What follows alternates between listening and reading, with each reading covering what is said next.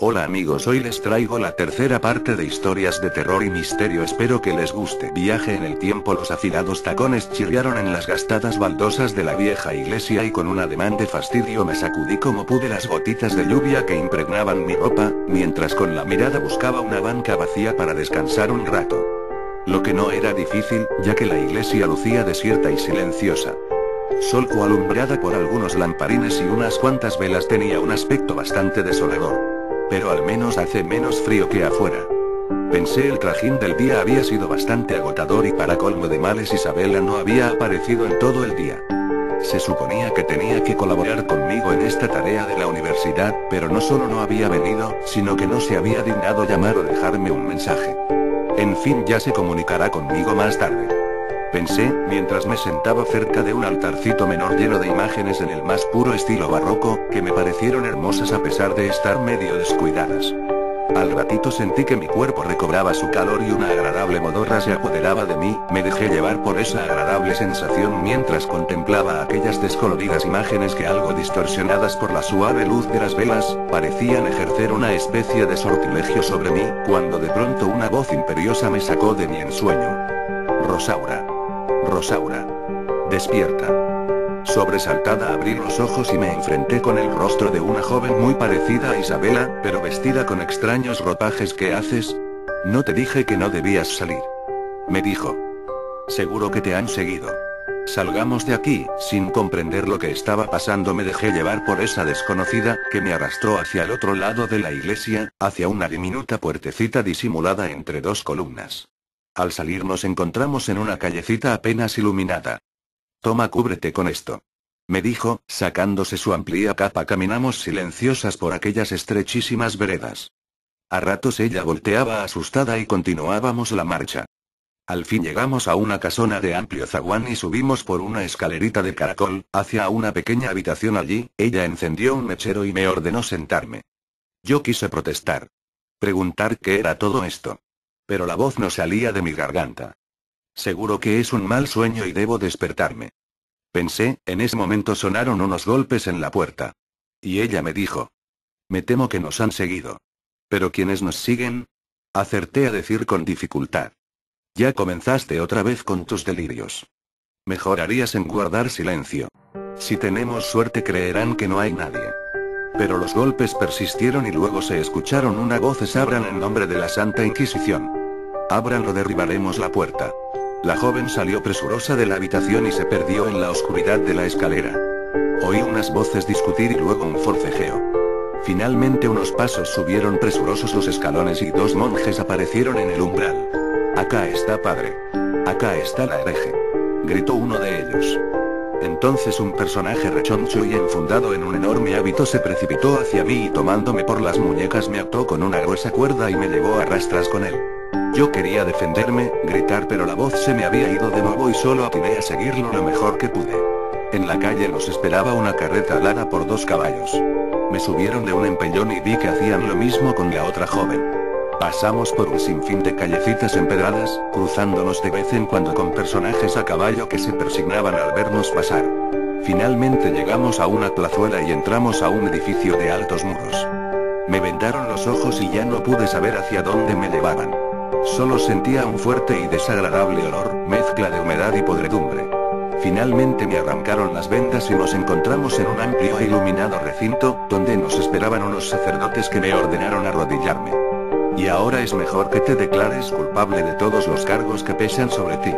¿Pero qué cargos? ¿Qué he hecho? Atiné a decir débilmente. ¿Y todavía lo preguntas? Mírate. De lejos se ve que eres la hija de Satán.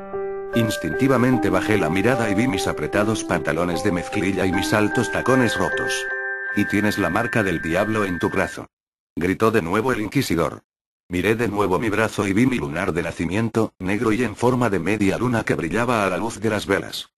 Eres la hija de Satanás y morirás al amanecer en la hoguera. Sentenció el sacerdote moviendo delante de mis narices un recipiente lleno de incienso. El humo me sofocó de tal manera que cerré los ojos y las voces de los hombres se acallaron hundiéndome en la total oscuridad, y haciéndome perder la noción del tiempo. Me pareció que una eternidad había transcurrido, cuando sentí un fuerte tirón en el hombro, que me hizo reaccionar y abrir los ojos. Entonces me encontré de cara con uno de los inquisidores que me decía: hija, despierta. Me levanté de golpe y, sintiéndome libre de ataduras, corrí precipitadamente hacia el portón de la iglesia y antes de salir miré nuevamente al sacerdote que me miraba boquiabierto. Afuera me encontré con el familiar bullicio de autos y gentes en su ir y venir cotidiano y me sentí feliz de encontrarme de nuevo en casa.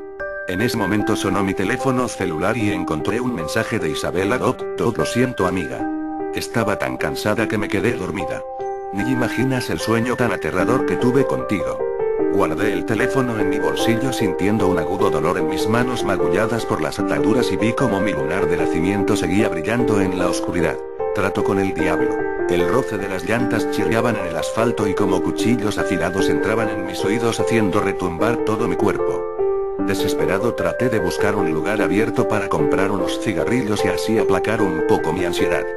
Pero a esa hora avanzada de la noche y en medio de la carretera mis posibilidades eran pocas y mi ansiedad mucha. Se acercaba mi 63 cumpleaños y debía pagar una vieja deuda.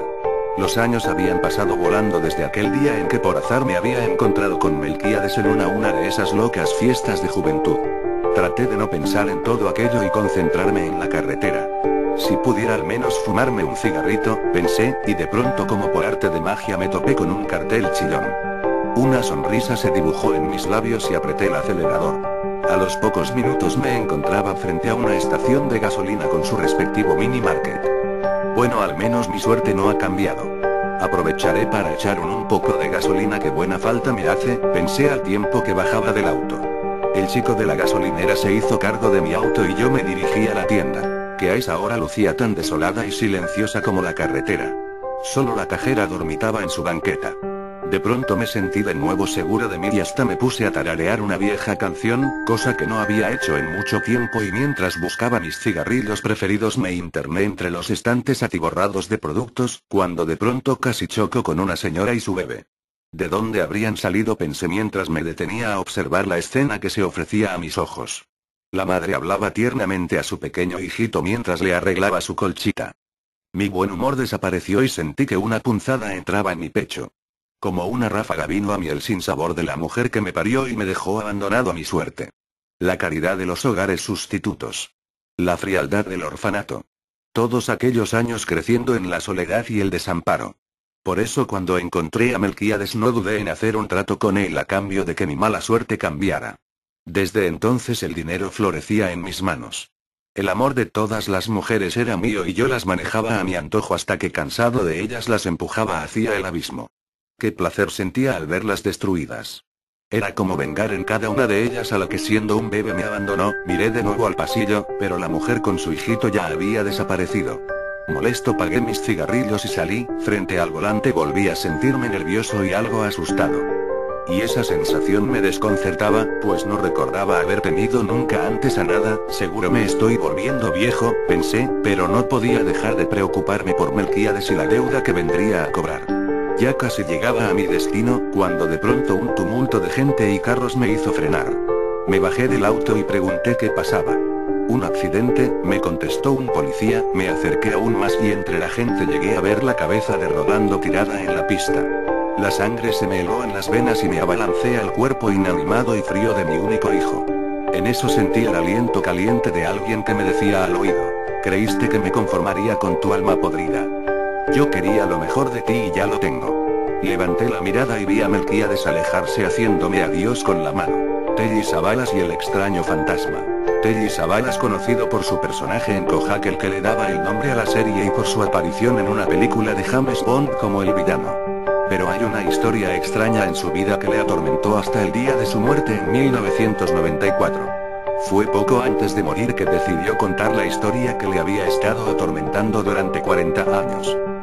Era pasada la medianoche, y yo acababa de dejar a una linda chica en su casa cuando, de regreso, me quedé sin gasolina. Sin tener otra opción, bajé del auto y empecé a caminar hacia un restaurante para preguntar en dónde podría conseguir un poco de combustible, contó Telly. Le dijeron dónde había una gasolinera que estaba abierta toda la noche. Iba caminando por la estrecha calle, cuando escuché una voz a mi espalda que decía: si quiere yo le doy un aventón, relató Telly. El tipo estaba sentado en un Cadillac, pero yo nunca escuché el sonido del auto. El hombre vestía un traje blanco y Telly jamás pudo olvidar el timbre tan agudo de su voz. Casi se podría decir que era una voz femenina, de tan aguda. Camino a la estación de gasolina, ninguno de los dos habló. Cuando bajé del auto, me empecé a buscar en los bolsillos para ver si traía algo de dinero y él me dijo: «Toma, te presto $1». Ese momento no me había dado cuenta de que no traía ni un solo centavo, pero él sí lo sabía. Le pregunté su nombre y dirección para regresarle el dinero por correo. Yo estaba muy apenado y me preguntaba cómo diablos era posible que hubiera sabido que no traía dinero. Él escribió sus datos en un pedazo de papel y me lo dio. Después que Telly pagó la gasolina, el extraño le ofreció llevarlo de regreso hasta su coche. Así que me subí a su auto y regresamos, recordó. Telly pensó que realmente se trataba de una persona generosa y muy agradable.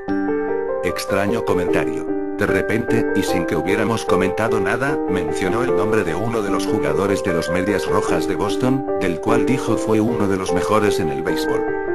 Me sorprendió que hablara de ese jugador en tiempo pasado, como si ya hubiera muerto. Efectivamente, era uno de los mejores, pero todavía estaba vivo. Y todo lo expresaba con su vocecilla tan aguda.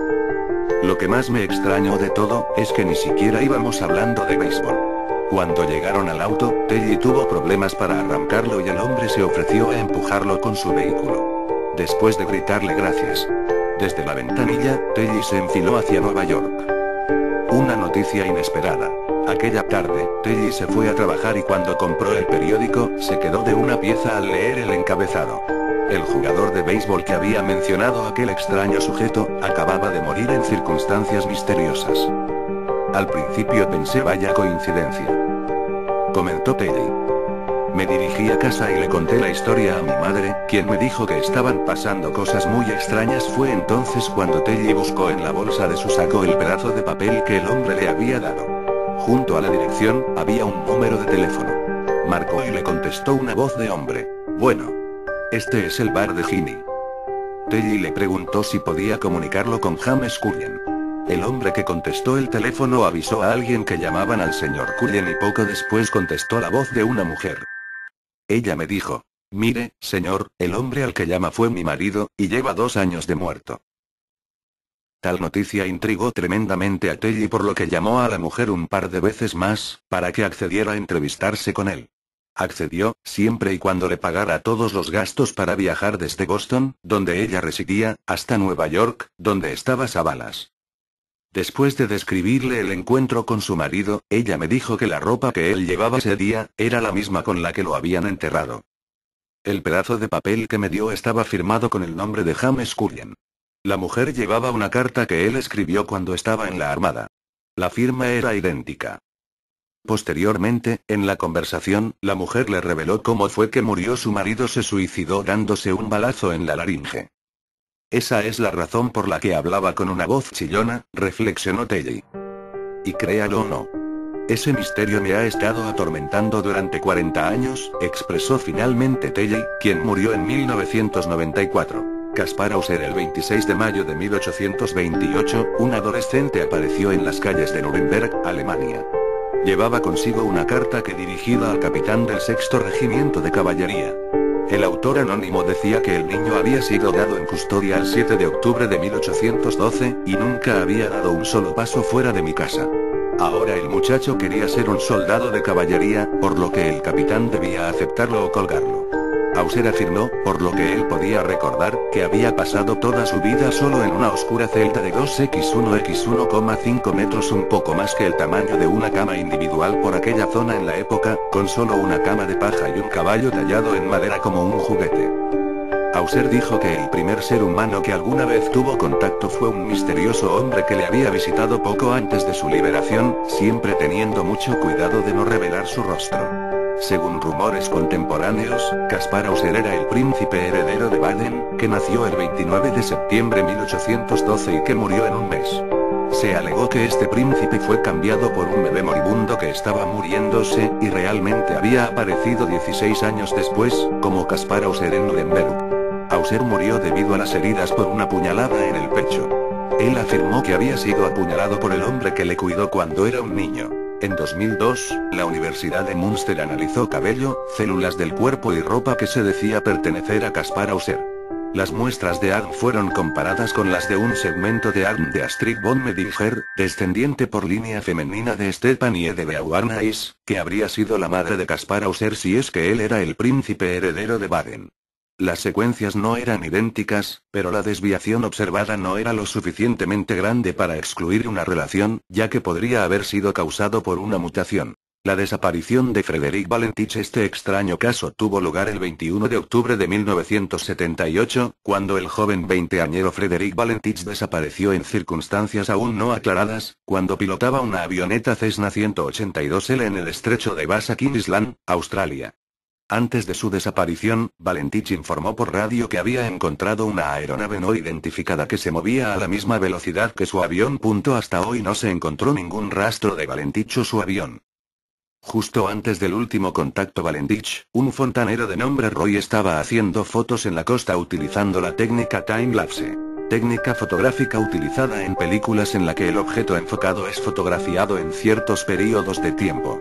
Para ser más específico, es cuando se capta cada frame. Para fotografiar la puesta de sol sobre el agua. Pero cuando reveló las fotos, se veía en ellas un objeto moviéndose muy rápidamente, como saliendo del agua. El fotógrafo aficionado confirmó que las fotos fueron tomadas aproximadamente a las 18:47 h, o 20 minutos antes de que Valentich reportara tener dificultades en su vuelo. Momentos antes de que un extraño ruido terminase con la comunicación, Valentich dijo: mis intenciones son ir a Queensland, a Melbourne. Esa aeronave extraña se cierne sobre mí otra vez. Micrófono abierto durante 2 segundos. Está flotando y no es un avión. El misterio de la escuela embrujada en medio de la clase, mientras la maestra dictaba y los niños escribían, al chistoso de la clase se le ocurrió una broma. Diciendo que no había oído bien una palabra, le pidió a la maestra que la repitiera. La misma palabra vulgarmente tenía otro significado. Toda la clase lo había advertido, y al entender la broma del chistoso todos se rieron al unísono. Fue como una explosión de risa. La maestra les ordenó que hicieran silencio, los niños callaron, pero en el salón siguió resonando una risa.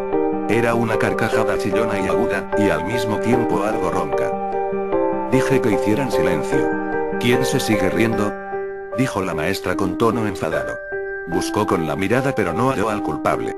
Se oía con claridad que la risa se originaba en el salón, los alumnos se miraban unos a otros desconcertados. Ese fue el primer hecho extraño.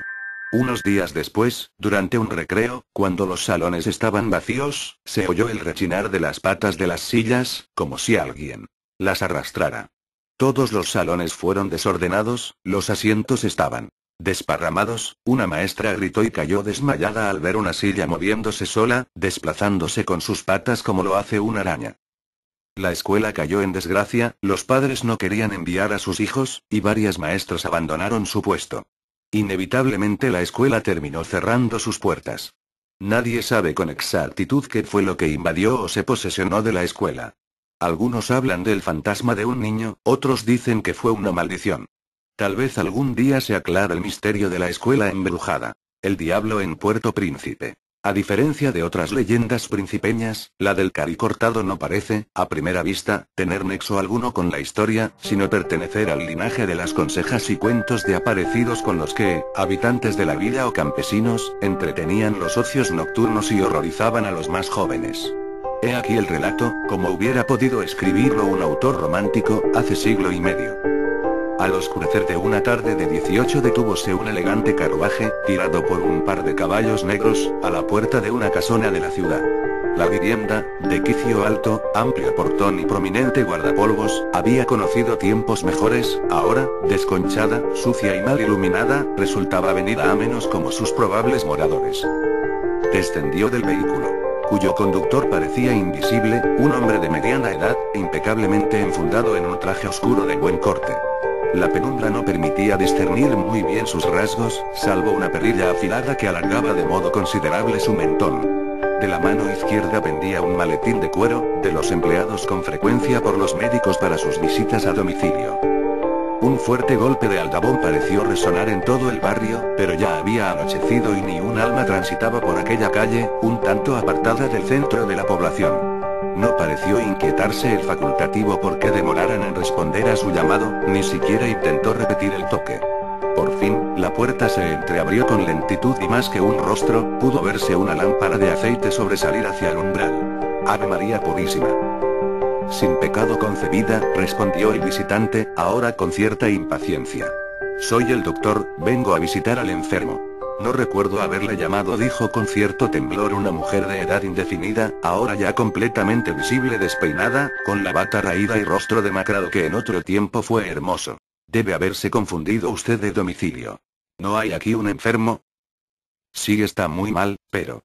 No vengo por dinero, exclamó el galeno, ya un poco fuera de sí. Permítame pasar. Con un encogimiento de hombros que podía denotar indiferencia o simple fatiga de la vida, la mujer no solo le franqueó el paso, sino que lo condujo a través de la sala donde apenas había uno que otro mueble desvencijado y de la saleta donde se mal alineaban 4 taburetes, hacia el segundo dormitorio de la casa y empujó allí, con cierto temblor, una puerta. Adentro hedía a humedad, a sudor rancio, a heces fermentadas en el vaso de noche, pero el elegante doctor no vaciló, déjeme solo un momento con el paciente. La fatigada mujer dejó sobre una repisa esquinera la lámpara. Si necesita algo, puede llamarme, y se retiró sin más ceremonias. Al fondo de la pieza, sobre un catre apenas cubierto con una manta, había un hombre que comenzaba a entrar en la ancianidad. Alguna vez había sido alto y robusto, ahora era un cuerpo debilitado por la tos y la fiebre, en el que solo había un rasgo notorio: un gran tajo de cuchillo había dejado en su faz una cicatriz transversal, de tinte rosáceo, que en otra época debió dar al rostro un aire feroz, ahora solo tenía una apariencia lastimosa. ¿Quién va?, exclamó con acritud entre 2 toses el enfermo. Un amigo. No tengo amigos y además no necesito visitas de doctores. Otro acceso de tos, es tarde y no puedo pagarlas.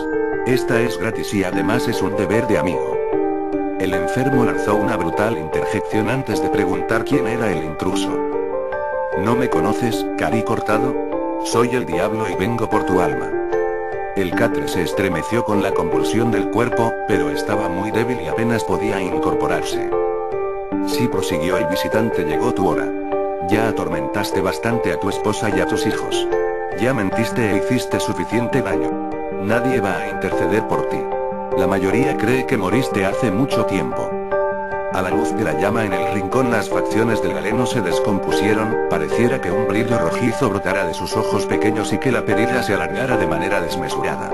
De las mangas de la levita, en vez de las finas manos de cirujano, brotaban zarpas. El hombre del catre sacó de algún lugar fuerzas para lanzar un último grito. En ese momento la lámpara de aceite, como alcanzada por una ráfaga, cayó al suelo y se apagó en el mismo instante en que las garras del diablo se extendían hacia el cari cortado. Cuando la mujer escuchó en la cocina el grito, corrió hacia la pieza, de su interior oscuro emanaba humo y olor a aceite quemado. Debió buscar otra lámpara. Sobre la yacija revuelta estaba el cadáver retorcido y atormentado del paciente. Ni sombra del doctor. Fue hacia la puerta. Visitante y coche habían desaparecido, quizá envueltos en esa especie de neblina que se divisaba cerca de la esquina. En la calle nadie, ni un sereno. Hasta aquí la leyenda, ni más ni menos siniestra que otras de su género. En su trasfondo hay una sencillísima enseñanza moral: los malos no morirán tranquilos, pero también trasfunde ya ese ambiente de sórdida violencia que respiraba el territorio en los años de la colonia, casi siempre oculta tras las construcciones de importantes edificaciones, la celebración de grandes fiestas y los graduales avances de la ilustración en un selecto sector social. Las relaciones entre amos y esclavos, terratenientes y campesinos estaban lejos de ser idílicas e inclusive entre personas de alto rango social, a veces hasta entre parientes, no eran raras las escenas de violencia. La ignorancia, los intereses económicos, las bajas pasiones favorecían hechos sangrientos. A lo largo del siglo XIX ocurrieron en Puerto Príncipe numerosos crímenes, muchos de los cuales nunca tuvieron explicación satisfactoria, basten un par de muestras.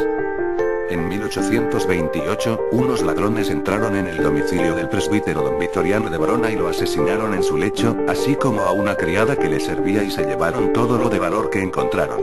Nunca fueron aprehendidos y procesados, a pesar de que había sospechosos notorios. El 22 de noviembre de 1846, las negras Encarnación y Dominga, esclavas de don Diego Batista, vecino de la Caridad, asesinaron a 3 hijos de este que habían quedado bajo su custodia y a uno perteneciente a Encarnación. Fueron golpeados con una barreta y luego lanzados al pozo. Otro de los hijos de Batista logró escapar y por él conocieron las autoridades del crimen. Tramitada la causa, fueron procesadas y condenadas las autoras Encarnación a pena de muerte en Garroteville y Dominga de 200 azotes por tandas de 50 y luego a 10 años de cárcel. Nadie preguntó a don Diego por qué había confiado a unas esclavas, evidentemente perturbadas, la custodia de sus hijos pequeños. El diablo tenía mucho que hacer en Puerto Príncipe. El vuelo, que era turbulento, arrancaba grititos de pánico a los pasajeros. Las azafatas se habían puesto el cinturón de seguridad, y nos observaban con nerviosas y forzadas sonrisas desde sus asientos ubicados al fondo del pasillo. Luego de una sacudida fenomenal, que hizo que todos los pasajeros, incluso los más ateos, clamaran por la presencia de algún dios, mi ocasional compañera de viaje, una mujer de 50 o 55 años bien llevados, al notar mi sobresalto me puso una mano sobre el brazo. Tranquilo, joven, dijo, con una voz suave, increíblemente relajada, ¿cómo es su nombre? Mauro, señora, ¿y el suyo? Encantada, yo soy Gladys. ¿Sabe lo que sería bueno para estos casos, Mauro? ¿Un paracaídas? La mujer rió. Al hacerlo, se puso una mano sobre la boca, como hacen los chiquillos. No me refería a eso, hablo de historias de terror. ¿Historias de terror? Repetí incrédulo. Sé que parece una locura, pero los cuentos de terror ayudan a olvidar el verdadero miedo. Era lo que hacían nuestros ancestros, para olvidar los peligros que acechaban en la oscuridad de la noche. ¿Le cuento uno? De verdad, no creo que parezca buena idea. Es una historia real, sobre un avión maldito, siguió la mujer, sin prestarme atención. Pero tranquilo, no se cae ni se pierde en el océano. Un avión maldito, justo lo que necesito oír en este momento. Exacto, un avión maldito, dijo la mujer, ignorando mi desesperado sarcasmo. A la historia me la contó mi cuñado, que durante mucho tiempo trabajó en una empresa de aerolíneas. ¿Quiere escuchar la historia, o no? ¿Acaso tengo otra opción? Se generó una nueva sacudida, que hizo que algunos bolsos cayeran y una mujer sentada en los primeros asientos lanzara un agudo grito, similar al de un pájaro. Cuando la calma más o menos regresó al lugar, mi compañera de viajes siguió hablando. El avión en cuestión era un 737, importado de Francia. Su patente comenzaba con las letras EVIL, por lo que todos, un poco en broma y otro poco muy en serio, lo llamaban Evil. Malo o el mal en inglés. El avión nunca había tenido un accidente, de hecho según mi cuñado era un aparato muy confiable durante las turbulencias y los aterrizajes, pero de todas maneras nadie en la tripulación se alegraba cuando le tocaba un vuelo con el Evil. Se decía que las cosas en la cabina se perdían, a veces las agujas enloquecían sin control y además, claro, estaba el asunto de los animales en la bodega. ¿Animales en la bodega? ¿Los aviones llevan a las mascotas de los pasajeros en la bodega? No lo sabía. Sé de eso, pero... ¿me deja continuar con la historia, si es tan amable? Claro, claro, murmuré, mirando nervioso hacia la tormenta que se arremolinaba sobre nosotros, y que hacía que el ala del avión temblara como una delgada y miserable lata. Podía verla a través de la ventanilla. Le contaba sobre los animales que viajaban en la bodega. Pues bien, muy pocos sobrevivían a un vuelo con el Evil. Allí abajo, en la bodega, habían muerto gatos, perros, canarios de exposición, incluso, y mi cuñado no me dejaría mentir, un orangután de Borneo, que era trasladado al zoológico de Bogotá. La empresa dueña de la aerolínea sabía de estos incidentes, pero tenía prohibido a sus empleados mencionarlos. Cada tanto, los técnicos hacían una revisación de rutina, pero nunca encontraron nada fuera de lo común en la misteriosa aeronave. Un día, una de las azafatas más veteranas de la aerolínea, Carolina S., comenzó a sentirse mal durante un vuelo. No era en el Evil y se desmayó. Se hizo estudios y le diagnosticaron un cáncer terminal. La mujer era realmente abnegada y amaba su trabajo, por lo que decidió seguir con los vuelos. El último que le tocó fue, ahora sí, en el Evil. Días después, durante su licencia, Carolina falleció. Gladys hizo un alto en el relato, para llevarse un caramelo de menta a la boca. Luego, haciendo caso omiso a las sacudidas de la aeronave, continuó hablando. Pasó un año, tal vez un poco menos. La aerolínea compró nuevos aviones y pasó a retiro a los más viejos. Entre estos últimos, estaba el Evil. Lo dejaron en un hangar y se olvidaron durante un tiempo de él. Pero luego hubo un cambio de gerencia, y los nuevos dueños trataron de ajustar los números del negocio. Suprimieron comidas, pasaron a retiro al personal más viejo, en fin. Un día, algún contador debió posar sus ojos en el hangar número 4, donde descansaban los restos del Evil. Se debió preguntar qué hacía allí un avión obsoleto, ocupando lugar en vano. Así que mandó a los técnicos al lugar, para desguazar la nave y vender sus partes como repuesto. Fueron 3 técnicos, que eran los únicos en la compañía que habían quedado. Contarían después que estaban muertos de miedo al entrar al hangar. El lugar estaba abandonado y cubierto de polvo. Además, sabían de los ruidos que se escuchaban en el interior, sobre todo a la noche. Apenas abrieron la puerta, tuvieron que taparse la nariz, el olor allí dentro era nauseabundo. No tardaron en descubrir que el hangar se había transformado en un auténtico cementerio de palomas, que yacían dispersas a lo largo y a lo ancho del suelo de cemento. Algunas llevaban tanto tiempo muertas que solo quedaban sus plumas. Otras, en cambio, parecían haber dejado esta vida apenas unas horas atrás. Los hombres se abrieron paso entre la inmundicia plumeril y se acercaron al avión. Mientras uno de los técnicos iba a buscar una escalera, los otros 2 se dedicaron a observar la vieja aeronave. Y al rato, casi sin darse cuenta, se tomaron de la mano. Había un rostro en una de las ventanillas, que los observaba. Los rasgos no se veían bien, por la mugre acumulada en el vidrio, pero sin dudas se trataba de una mujer. Al rato el rostro desapareció, y una sombra comenzó a recorrer los pasillos de atrás hacia adelante, y de adelante hacia atrás. Los 2 hombres estaban paralizados frente a aquella aparición, y no podían moverse. Cuando el tercero regresó con las escaleras y las dejó caer por el susto, la parálisis desapareció, y salieron corriendo del lugar. La mujer se recostó en el asiento y suspiró. El Evil sigue allí, en el hangar 4, y es una leyenda entre los empleados de la aerolínea. Miró mi rostro, que debía lucir embobado. Sonrió. ¿Funcionó la estrategia? Debo admitir que estoy un poco más calmado, es cierto. Mi atención dejó de enfocarse en las turbulencias, para hacerlo en su relato. Y por cierto, usted narra muy bien, Gladys. La mujer se inclinó hacia mí y luego murmuró: me alegra que te haya gustado, querido. Los cuentos de terror siempre cumplen con su objetivo. Me tendió la mano, que yo tomé con cierta delicadeza. Ahora discúlpeme, debo ir al baño. Claro, le respondí, apartándome para dejarla pasar.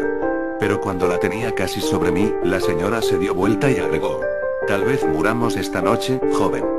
Tal vez no sobrevivamos a la experiencia. Señaló hacia el final del pasillo, donde estaban los baños. Así que lo espero ahí. No me falle. No esperó mi respuesta. Pese a las advertencias de la azafata, que le pedía desesperada que se quedara en su asiento, la mujer enfiló hacia el baño.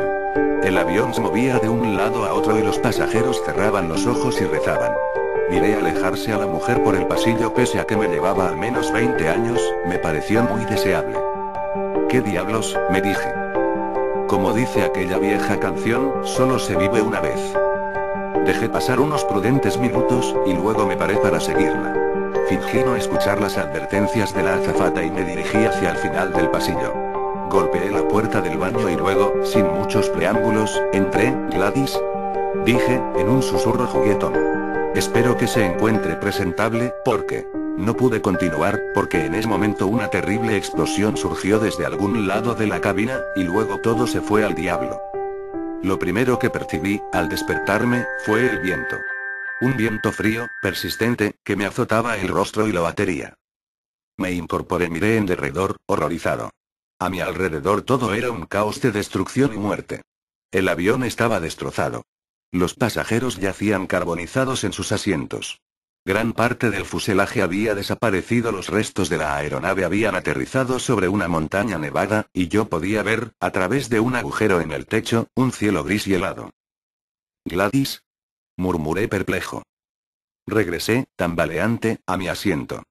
Pero luego me detuve, porque en el lugar había 2 cadáveres. Uno era el de Gladys, lo reconocí por los collares de metal que llevaba colgado al cuello. El otro cadáver era, indudablemente, el mío. Caí de rodillas. Cerré los ojos y entonces lo recordé todo: los gritos, la caída vertiginosa, la voz asustada del capitán, que informaba sobre un aterrizaje de emergencia. Finalmente, la explosión y la oscuridad. ¿Estás bien, querido?, dijo una voz. Abrí los ojos, sobresaltado. Gladys había dejado de ser un cadáver calcinado, ahora era la dulce mujer que había conocido minutos antes, y me miraba con esos ojos tranquilos y ligeramente burlones. Gladys. exclamé sorprendido. Soy yo, sí, porque esa cara. Parece que has visto un fantasma. Gladys, ¿se da cuenta lo que ocurrió? Es un desastre, Gladys. Y no entiendo nada, y estoy muy asustado. Creo que nosotros. Cálmate, querido, dijo la mujer. Estás muy alterado. ¿Quieres que te cuente otra historia de terror? No. No hay tiempo para historias. Estamos en medio de la nada, ¿no se da cuenta? Ha ocurrido algo muy malo. Las historias de terror te hacen olvidar el verdadero miedo, querido. ¿Por qué no te sientas, y me escuchas durante unos minutos? Tengo un cuento muy interesante para contarte. Gladys, creo que usted no entiende, tengo dudas que hayamos sobrevivido. La mujer, muy suavemente, me puso un dedo sobre los labios. Créeme que entiendo. Entiendo todo. Y por eso voy a contarte una historia. Escucha. Este cuento de terror trata sobre un hospital. Y antes de que pudiera seguir protestando, comenzó a contar. Y yo, pese a mí mismo, no pude hacer otra cosa que escuchar, temblando y llorando, mientras el viento soplaba a nuestro alrededor. Al rato, comencé a relajarme, a seguir el ritmo de la historia. Otras almas, que deambulaban por el pasillo destrozado del avión, y que parecían tan perdidas y asustadas como yo, se agruparon en torno a la mujer y comenzaron a escuchar silenciosas. Nos tomamos de la mano y escuchamos, y entonces yo pensé que tal vez Gladys tenía razón, tal vez el asunto era más simple de lo que parecía porque las historias de terror, las que se cuentan desde tiempos inmemoriales, sirven para hacernos olvidar del verdadero horror. Cerré los ojos y seguí escuchando su voz, hasta que todo alrededor desapareció, y solo fuimos un grupo de pequeñas luces en el espacio infinito. Nota: la historia que cuenta la protagonista Gladys está basada en un hecho real. La contó un amigo, durante una reunión nocturna. Busqué la historia en internet, y para mi sorpresa, hay varias referencias a la misma.